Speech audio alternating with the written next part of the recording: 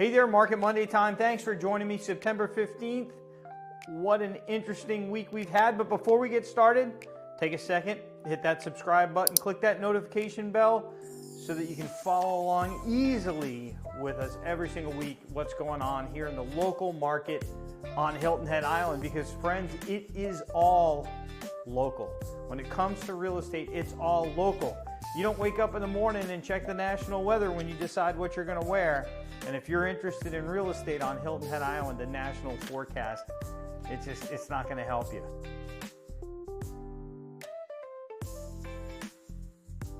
Let's get into this week's numbers. New listings.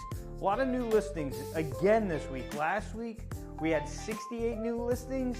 This week, 69 new listings. 2,091 listings have come on the market so far this year. At this point last year, we were at 1,986. So we're about 5% higher than we were at this point last year. And 5 years ago, 2020, we were at 2,704. That's 23 less than where we are right now. What is for sale? The total available inventory right now, 851 properties for sale on Hilton Head Island. That is up 18 properties from last week. So when we talked last week, we had a lot of property come on the market. I think it was 68 new listings came on the market last week, but we had well over 80 sales. So over that week, the available inventory shrunk. While this week, the available inventory increased. Again, 851 properties were up 18 from last week. At this point last year, we were sitting at 890. So we're a little bit less inventory, about 4% less inventory than where we were just a year ago. And at this point in 2020, September 15th, 2020, we had 1,514 properties for sale on Hilton Head Island. That is 44% more than what we have right now. That is the supply side, the inventory side. The demand side, sales, pending sales this week. We've had 1,477 sales go under contract so far this year. That's 38 this last week. At this point last year, so 1 year ago, we were at 1,522. So we're about 3% less year over year. And again, if we look all the way back to September 15th, 2020, we were at 2,613. It's a lot more than we have right now, folks. That's 44% more than where we are right now. Those are pending sales. Closed sales, 1,435 so far this year, 42 over the last week. At this point last year, a year ago, we were at 1,499. That's 4% more than where we are right now. If we, again, look all the way back to September 15th, 2020, we were at 2,243, 36% more closed sales than where we are right now. Absorption rate stays pretty steady. We're at 5 months. That's the amount of time that it would take to consume the existing inventory at our current sales pace, assuming nothing else came on the market. That's up 1/10 from last month. We're at 4.9. And a year ago, we were at 5 months. And at this point in 2020, we were again at 5 months. I think that's a little interesting, right? That absorption rate has remained the same over, the last year. And then looking back 5 years, it was 5 months. But 5 years ago, prices were really, going through the roof. We had appreciation of 27% annual rate of appreciation.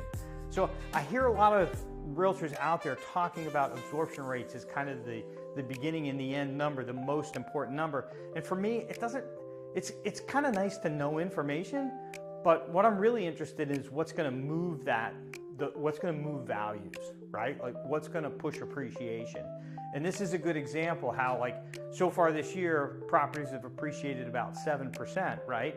And we're at a 5-month absorption rate.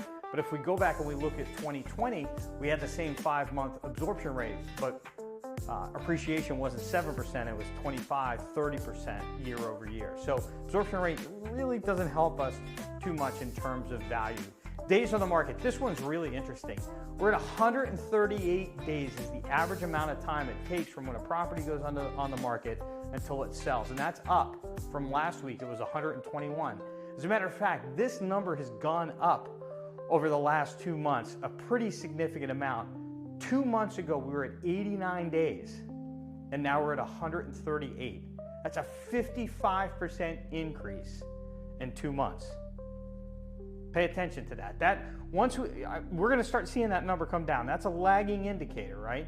Once that number really starts coming down, we'll have known because the market will already be much better than it is now. Not that it's bad now, but it'll be much better. At this point last year, we were at 89 days, so we're at that same number that we were 2 months ago. In 2020, at this point in 2020, September 15th, 2020, it was 163 days. So again, we're at 138 days. That number has just crept up week after week after week after week. Really, really interesting. Property values, big jump this week. 758,583 is the median sale price on Hilton Head Island. That's up 7.2% from this point last year. So September 15th, 2024 to September 15th, 2025, prices on Hilton Head Island are up 7.2%. 5 years ago, September 15th, 2020, the median sale price on Hilton Head was $401,000, so we're almost 89% higher than we were 5 years ago. The average annual rate of appreciation over the last 5 years on Hilton Head Island, 13.6% per year, and over the last 10 years, about 9% a year is how much prices have gone up on Hilton Head Island. So just a quick wrap up, Hilton Head inventory year over year is down about 4%, so a little less inventory. Sales also down 4%, so it's matching. Prices are up 7%, and the month supply of inventory has remained pretty much the same. If you're a seller, I would just again point out that we had 69 new listings come on the market this week. We had 68 come on the market last week, but we've had only 38 properties go under contract. This is an indication that inventory is continuing to tick up every single week. If you're a buyer, wow, like the inquiries that we're having coming in through Zillow and Google Pay-Per-Click and all of the other lead sources where leads come to us, those inquiries are just through the roof right now. All of the agents on our team are out showing property just constantly right now. But buyers, they're being tactical. They're not just jumping. They're not in a panic buy mode, right? They're being really intentional about what they're looking at and what they're interested in buying. And they're patient. And that's going to change. At some point, interest rates are going to come down, inventory is going to shrink, and then the market's going to shift more towards the selling side. But we're just at the beginning stages of seeing that trend begin to change. Update on interest rates this week. Interest rates this week for a 30-year mortgage are down to 6.35%. That's down 0.15% in the last week. We are at the lowest interest rates of 2025 right now. The next Fed decision is September 17th, and everybody's betting that the Federal Reserve is going to lower interest rates. Why? Because the revised job numbers, those numbers have been revised and they were not what they were reported. So the Federal Reserve, there's two main things that they're interested in influencing. One is inflation, right? We know inflation is coming down. The second is employment. They want to have as full employment for the United States as they possibly can. The numbers that they were getting, the employment numbers that we're getting, showed relatively strong employment. Now they've revised those numbers and they've revised them way, way, way down. And it indicates that the employment market is not as good as it should be, right? And so the yields are being impacted by that information, and that's causing mortgage rates to come down despite the fact that the Fed hasn't made an adjustment yet. But oh man, it's coming. Big news this week, in my opinion, U.S. housing market increased. The value of all the housing in the United States has increased to $55.1 trillion. That's up $20 trillion since 2020. $20 trillion since 2020. It's a big, big market. And I would say for the last 2 years, prices have been pressured down by the higher interest rates, and that's going to change. And so my bet is that we're going to see another explosion in prices. maybe not this year, maybe not to the end of this year or to the end of 2025, but certainly in the springtime and summer and fall next year, it's coming, folks. It's coming. This is kind of a perfect storm. Interest rates are going to come down. I believe they're going to be significantly lower, especially come May when Powell's term is up.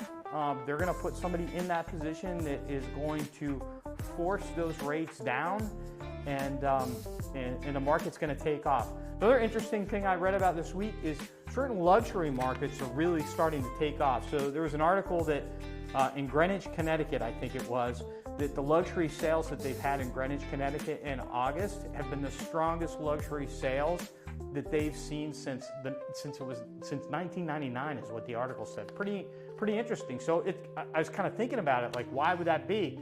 And I just think that if you're looking at the market right now and you're an opportunist, right, the opportunity is that there's a little bit more inventory and some sellers have been sitting and they're willing to negotiate a little bit. And if you're a cash buyer in the luxury market, what the hell, now's the time, right? Now, if you're not a cash buyer and you're needing to get a loan, there's a great opportunity to buy, but rates haven't come down for you to take advantage of those better rates. So I think that the people that are needing a loan that aren't in the luxury market are waiting to see rates move, but the people that don't need the loan, that have cash, see the opportunity. And I just think it's, again, a further indication of what's to come. So that's it. Thanks so much for joining me. Make sure that you subscribe, hit that notification bell, and we'll see you again next week.